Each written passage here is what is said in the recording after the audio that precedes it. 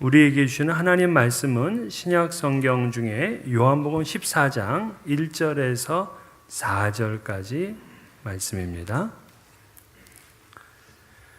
신약 성경 171면에 있는 요한복음 14장 1절부터 4절까지 이 계시의 말씀을 봉독할 때 살아계신 하나님의 음성을 들을 수 있기를 바랍니다. 너희는 마음에 근심하지 말라. 하나님을 믿으니 또 나를 믿으라. 내 아버지 집에 거할 것이 많도다. 그렇지 않으면 너희에게 일렀으리라. 내가 너희를 위하여 거처를 예비하러 가노니 가서 너희를 위하여 거처를 예비하면 내가 다시 와서 너희를 내게로 영접하여 나 있는 곳에 너희도 있게 하리라. 내가 어디로 가든지 그 길을 너희가 아느니라. 아멘. 우리 신앙생활에는 굴곡이 있습니다. 주님께 헌신적으로 이렇게 섬기며 신앙생활을 하다가도 또 갑자기 주님으로부터 멀어집니다. 한때는 성경을 읽고 또 찬송을 이렇게 하나 불러도 마음에 기쁨이 있습니다. 또 아무리 힘들고 어려워도 교회를 위해서 봉사하고 성도를 섬기는 일이 참 보람있고 즐겁습니다. 성도를 만나면 행복하니까 집에 가기도 싫어요. 내가 믿는 예수를 남들에게 전하고 싶어서 안달이 납니다. 근데 어느 날 갑자기 이러한 영적인 생활로부터 멀어지게 되면서 무기력증에 빠지게 됩니다. 신앙이 하늘 위에 구름을 걷는 것 같다가 땅에 추락한 그러한 느낌이죠. 여러분들도 신앙생활 하면서 그런 느낌을 또 그런 어려움들을 몇 번은 경험을 했을 것입니다. 이러면 이제 신앙의 위기가 찾아오는 거거든요. 그럼 그 원인은 도대체 무엇일까요? 신앙의 위기를 가져오는 원인은 이제 외적으로 오는 게 있고 내적으로 오는 게 있어요. 외부적인 요인은 첫째가 이제 육체의 연약함 때문입니다. 몸이 건강하지 못하면은요, 마음이 위축이 돼요. 추진력이 약해지고 남들을 생각하지 못합니다. 그저 나만을 생각하게 되죠. 주님의 나라, 주님을 위한 섬김, 이런 거는 자연스럽게 약해져요. 신앙의 위기입니다. 그래서 주변에 누가 병든 분이 있으면은요, 주변에서 잘 위로해주고 격려해줄 필요가 있습니다. 두 번째는 힘든 환경 때문에 그래요. 육체는 건강한데 삶의 여건이 풀려지지를 않습니다. 여기저기서 문제가 터지면서 이 실타래같이 서로 엉켜 있습니다. 해결책이 없죠. 도망가고 싶습니다. 내 자신이 무능하고 처참해 보입니다. 이럴 때 이제 신앙의 위기가 찾아옵니다. 세 번째는 이제 사람과의 갈등 관계에 있을 때 그래요. 또 아무리 힘든 환경이라도 나를 이해해 줄 사람이 있으면은 그 신앙의 위기를 넘어서서 더 굳건한 믿음을 가질 수가 있어요. 근데 모든 게 다 갖춰져 있다고 하더라도 사람과의 관계가 어그러지면 신앙의 위기가 찾아옵니다. 사람에 대해서 실망을 하게 되면 신앙의 위기가 찾아옵니다. 특별히 믿는 성도들끼리 갈등이 생기면 더 어렵죠. 근데 이러한 외부적인 요인 말고도 내적인 요인이 있습니다. 육체의 연약함이나 삶의 정황이나 사람과의 갈등 문제는 그게 풀리면 해결이 되잖아요.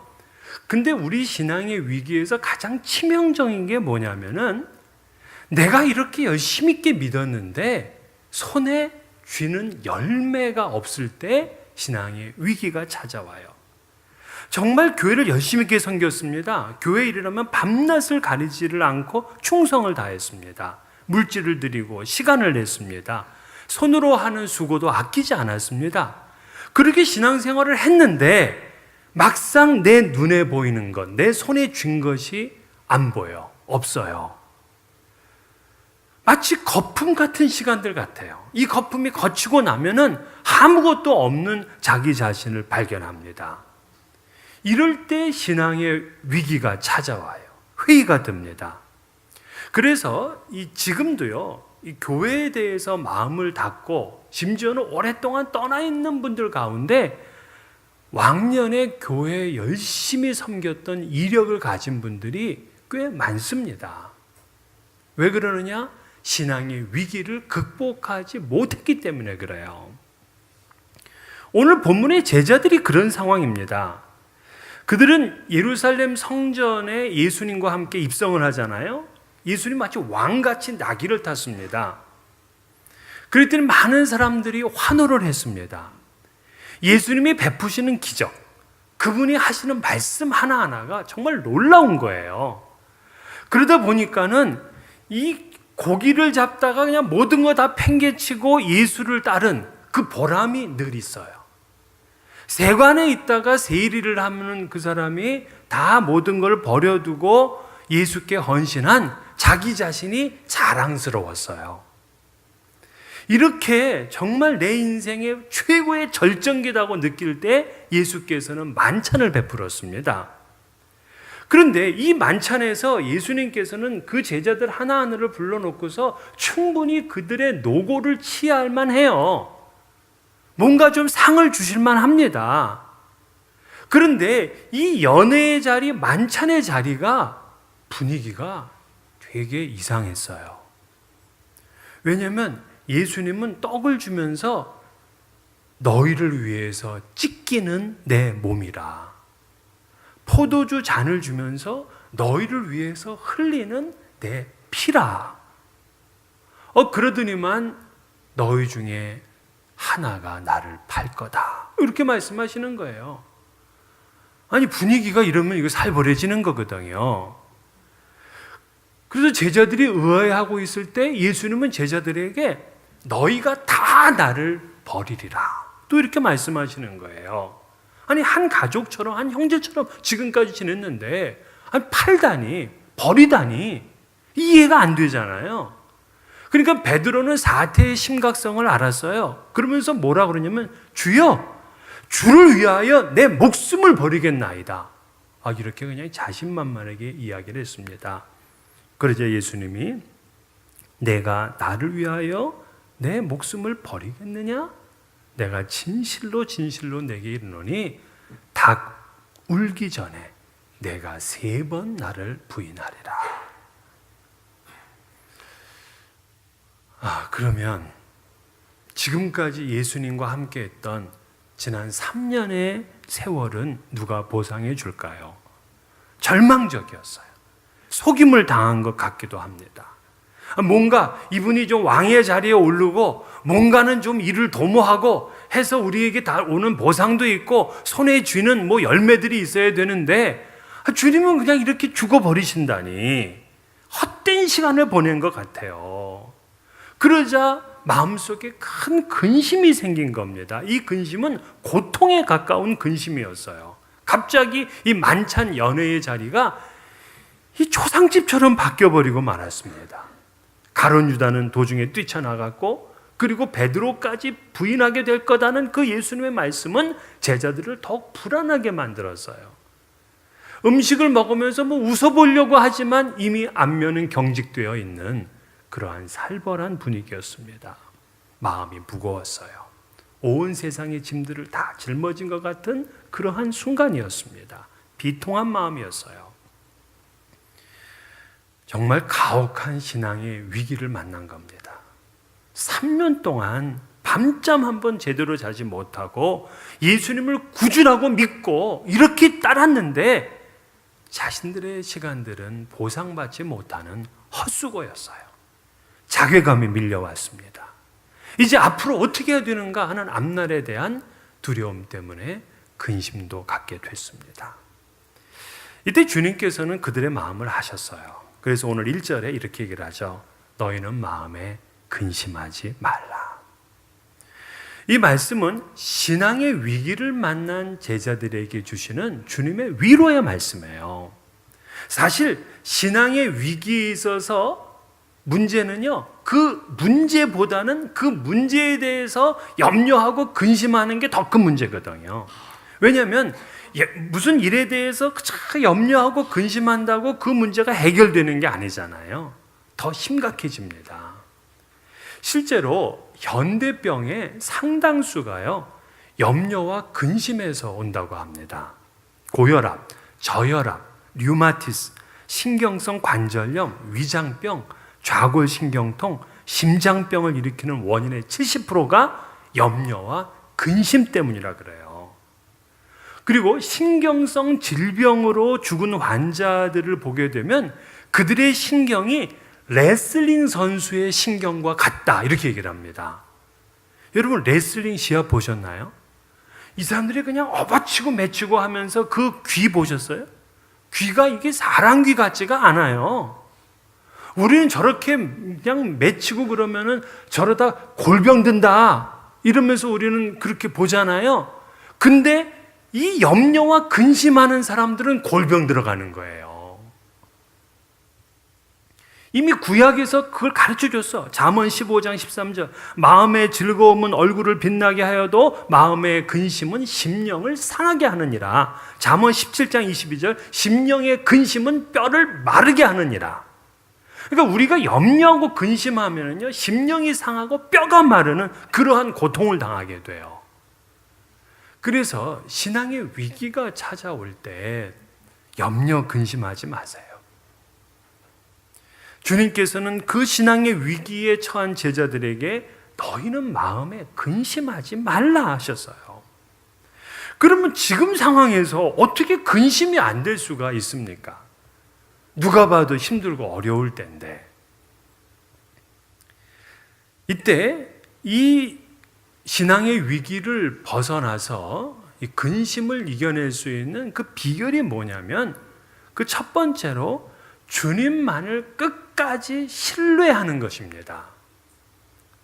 1절 하반절에 보면 하나님을 믿으니 또 나를 믿으라 그랬어요.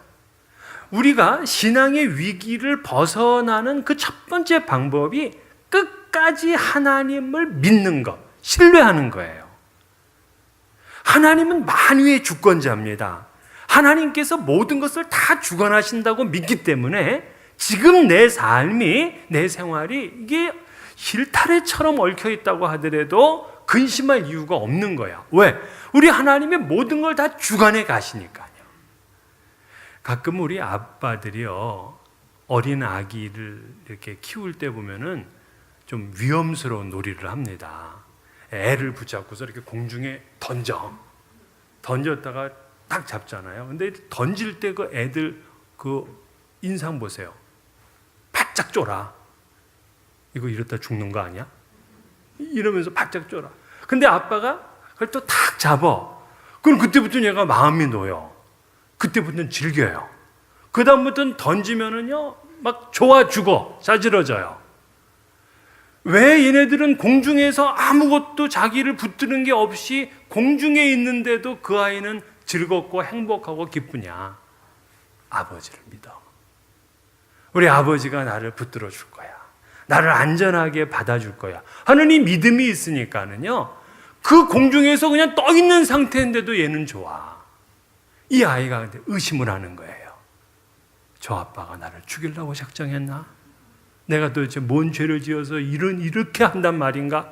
이런 생각을 하게 되면 얘가 그 공중에 떠 있을 때 얼마나 힘들겠습니까? 아이는 아빠를 믿기 때문에 너무 재밌어요. 지금 주님께서 떠나가시고 눈에 보이지 않는다고 하더라도 주님은 지금 하나님을 믿으라, 또 나를 믿으라, 이 믿음을 말씀을 하시는 거예요. 믿을 때의 근심을 이기고요, 믿을 때에 염려하지 않게 돼요. 그래서 믿음이 큰 사람들은요, 큰 위기가 온다고 하더라도 근심 때문에 실패하지 않습니다. 그래서 우리가 근심될 일이 있으면 어떻게 되느냐? 믿음을 더 크게 키워야 돼요. 믿음을 더 크게 갖게 해달라고 하나님 앞에 붙들고 기도해야 돼요. 우리의 근심과 염려는 결국 누구를 바라보고 누구를 믿느냐에 달려있는 겁니다. 이스라엘 백성들이 애굽에서 나와서 가나안 땅에 들어가려고 할 때 이 정탐꾼을 보내잖아요. 근데 12명의 정탐꾼이 갔다가 오더니만 모두 똑같은 얘기를 하는 거예요. 그 땅은 정말 젖과 꿀이 흐르는 땅이야. 정말 좋은 땅이야. 근데 10명은 그러나 우리는 거길 못 들어간대. 왜? 그들은 우리보다 더 강하고 우리는 그들 보기에 먹잇감밖에 안 된다는 거예요. 이들은 왜 그랬나요? 그들은 우리가 그들에게 상대가 되지 않다고 생각하니까 사기가 꺾였어요. 근심이 되고 염려가 됐습니다. 근데 여호수아와 갈렙은 아니다. 그 땅은 우리의 것이고 그들은 우리의 먹이라는 거예요. 이때 이 사람들은 그 땅의 사람들을 본 것이 아니라 우리를 지금까지 인도하신 하나님을 바라보고 하나님을 믿었어요. 내가 믿는다고 그 거인들이 난쟁이가 되는 게 아니에요. 그 거인도 이길 만한 그러한 믿음을 갖는 거죠.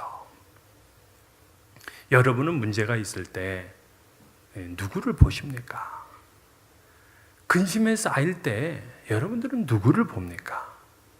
우리는 이때 하나님을 바라고 하나님의 약속을 붙들고 하나님만을 신뢰하는 거예요. 교회사를 보게 되면 루터의 이야기가 나옵니다. 그 당시에 이 교황의 권세는요, 일반 나라의 왕권보다 더 큰 권세였어요. 그런데 그 교황을 상대로 개혁을 하겠다? 이건 정말 계란으로 바위를 치는 거예요. 이것은 우리 생각보다 훨씬 위험한 일입니다. 그 당시는요, 교회를 비난하면 이거 잘못하면 죽어요. 왕도 내키지 않으면 교황이 파문하는 시대였습니다. 근데 한 수도사가 교황의 권위와 교회에 대해서 반박을 한다는 것은 상상할 수도 없는 일이었어요. 그런데 루터가 막상 개혁은 시작했지만은 불안한 마음입니다. 교황과 그 주변의 위협에 두려움을 느꼈어요. 불안했습니다. 더군다나 그는 자신의 생명을 잃을지도 모를 의회의 소집 명령을 받은 상태였어요. 그래서 두려움과 불안감에 이 루터가 집에 돌아왔는데 갑자기 그 아내가 통곡하며 우는 겁니다. 그래서 놀라서 이제 가서 물었어요. 웬일이냐고, 무슨 일이냐고 했더니 그 아내가 상복을 입고 있었어요. 그러면서 통곡을 하는데 누가 죽었냐고 그러니까는 아내가 뜬금없이 하는 말이 우리 하나님이 돌아가셨어요. 그러더래. 어이가 없었습니다. 어떻게 하나님이 돌아갈 수 있냐고 핀잔을 주었어요. 그랬더니 부인이 하는 말이 하나님이 돌아가시지 않았으면 어떻게 당신이 그렇게 두려워할 수 있느냐 하고 오히려 반문을 했답니다. 이때 루터가 자신의 믿음 없음을 회개했어요. 그리고 다시금 주님을 붙들고 개혁의 기치를 내세웠습니다.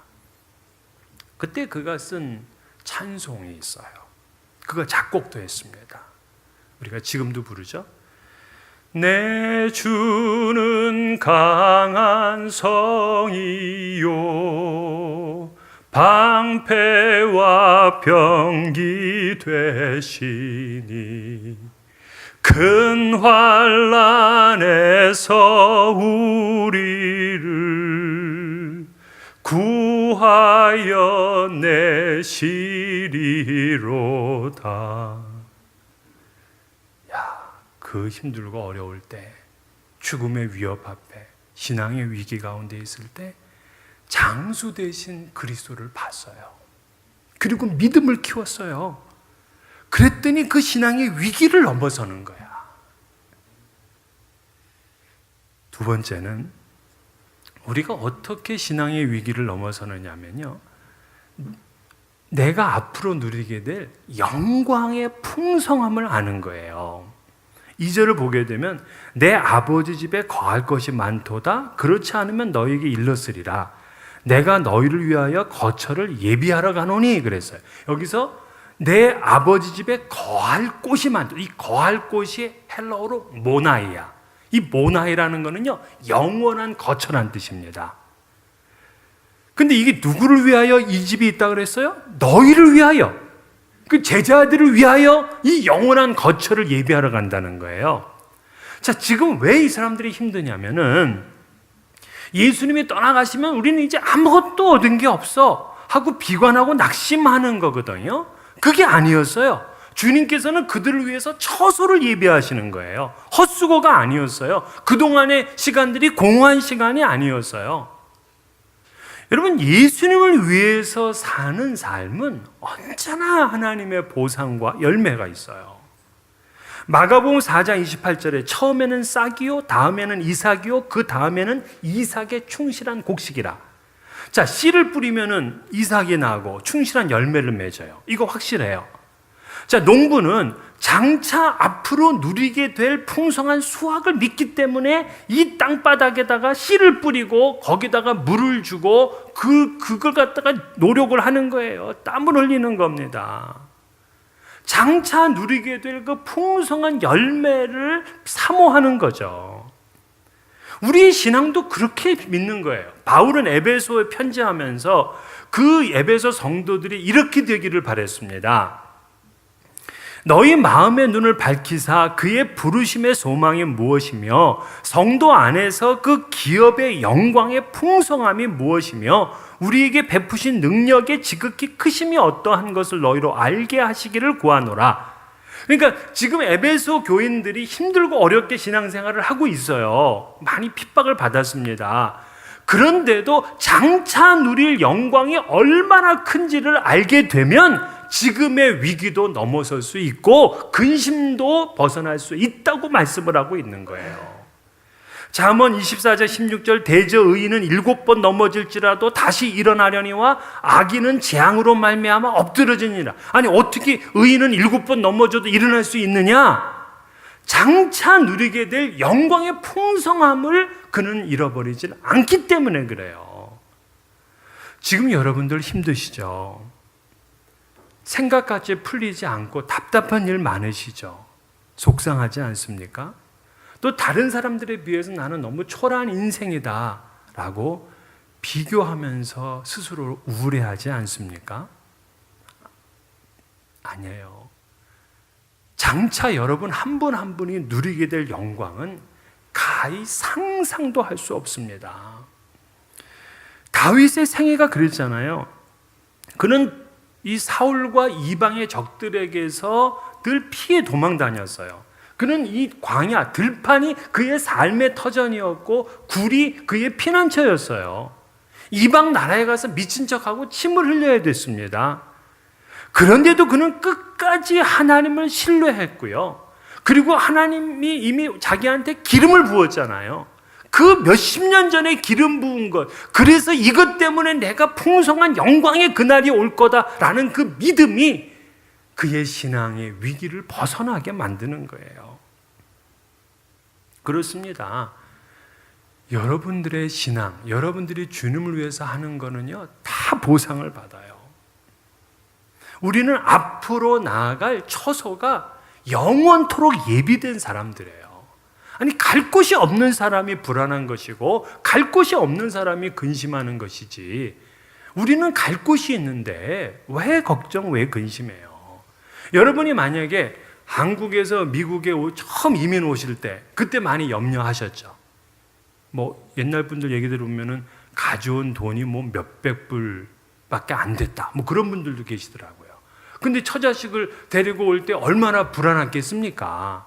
근데 만에 하나 어떤 분이 여러분에게 그냥 5천만 불짜리 집을 한 채 그냥 딱 해줘.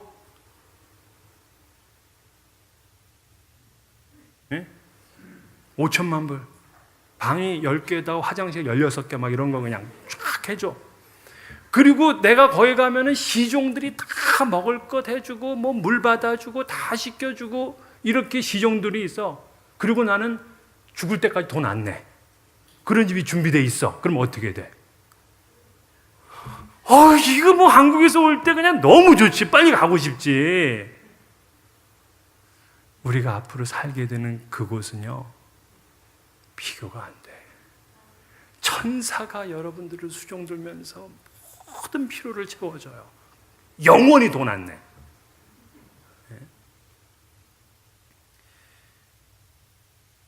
이 우리가 앞으로 누리게 될 그 영광이 얼마나 큰 것을 알게 된다면 신앙의 위기를 넘어설 수 있어요. 근심에 빠지지 않아요. 여러분 끝까지 하나님을 신뢰하셔야 됩니다. 이 세상을 이기는 것은 믿음이에요. 믿음으로 낙심을 이기는 겁니다. 아무리 큰 대적이 우리 앞에 있더라도 주님만을 믿기에 우리는 승리할 줄을 믿는 거예요. 버섯이 자라나는 데는 6시간 걸린다 그래요. 참나무가 자라나는 데는 60년이 걸린다고 합니다. 이 참나무 신앙이 되려면은 끝까지 참고 인내하고 하나님을 신뢰하는 거예요. 또한 하나님이 여러분 한 분 한 분에게 주실 놀라운 복과 영광을 기대하는 것입니다. 이러한 믿음과 소망으로 신앙의 위기를 넘어서서 승리하신 여러분 되시기를 주의 이름으로 축원합니다.